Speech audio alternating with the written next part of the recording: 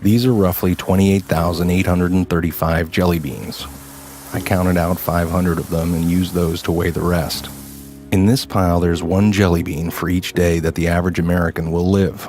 You might have more beans in your life, or maybe less, but on average, this is the time we have. Here's a single bean. It's your very first day. A special day, but kind of a rough day on everyone involved. Add 364 more and you have the first year of your life. Now, for a sense of scale, here are your first 15 years, 5,475 days, which brings us to the threshold of adulthood, and at that moment, this is the time that we have left. And this is, on average, what we will do with all that time.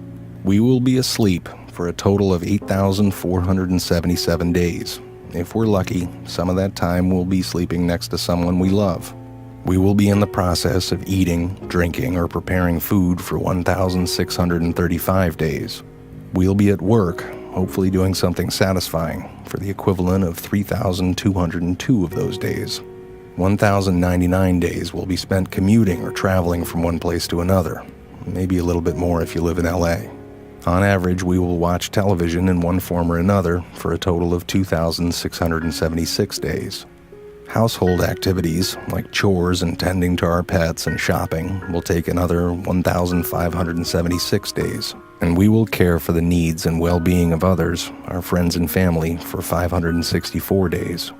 We'll spend 671 days bathing, grooming, and doing all other bathroom-related activities, and another 720 days will go to community activities like religious and civic duties, charities, and taking classes. After we remove all those beans, this is what remains. This is the time that we have left. Time for laughing, swimming, making art, going on hikes, text messages, reading, checking Facebook, playing softball, maybe even teaching yourself how to play the guitar. So what are you going to do with this time? How much of it do you think you've already used up? If you only had half of it, what would you do differently? What about half of that?